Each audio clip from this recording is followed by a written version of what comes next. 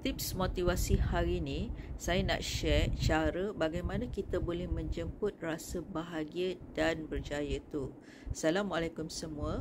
Menurut guru-guru saya, bahagia tu maksudnya bila kita rasa bahagia, bila mana kita boleh membahagiakan orang lain. Tak kiralah orang tu ahli keluarga kita ke, ataupun sahabat-sahabat kita ke, ataupun jiran tetangga kita ke, sesiapa sahaja, bila mana dengan pertolongan kita tu mereka akan rasa bahagia, insya-Allah Allah akan kurniakan kebahagiaan balik kepada kita. Dia ibaratnya the more you give, the more you get back.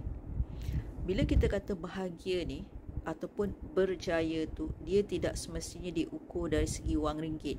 Maksudnya bukanlah bermaksud bila orang tu banyak harta dan dia dikira bahagia dan dia juga adalah seorang yang berjaya. Itu adalah satu pemikiran yang tidak benar. Sebab kalau you tengok di luar sana, ramai je kan orang yang ada harta, orang yang kaya raya, tapi hatinya masih tak rasa bahagia kan. So jadi apa yang kita perlu buat dalam kehidupan kita, bila kita nak rasa bahagia, kita nak bahagia dan juga kita nak berjaya, maksudnya kita kenalah membantu orang lain. Tak kiralah apa yang kita mampu. Kalau kita mampu dari segi wang ringgit, kita boleh bantu duit, memberi duit, mungkin dari situ dapat meringankan bebanan mereka. Ataupun kalau kita tak mampu dari segi wang ringgit, kita boleh mendoakan dia dari jauh sekalipun kan.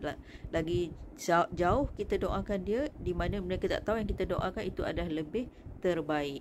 Jadi kalau anda rasa tak bahagia, anda carilah siapa yang boleh anda bantu untuk meringankan bebanan mereka. Tak kiralah dari segi wang ringgit ke, dari segi kata-kata hikmah ke, dari segi doa pun juga. Itu satu untuk membuatkan kita rasa bahagia. Actually, bila kita membantu orang, sebenarnya kita membantu diri kita sendiri. Dan juga ukuran berjaya tu sama juga, bukanlah diukur dari segi banyaknya duit orang tu kan. Macam saya cakap tadilah, ramai je orang kat luar sana banyak duit tapi masih tak bahagia.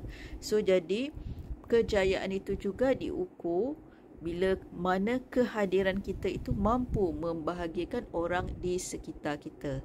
Saya harap tips motivasi pagi ini dapat sedikit sebanyak membuka minda kita dan pemahaman tentang erti bahagia dan berjaya. Sekian.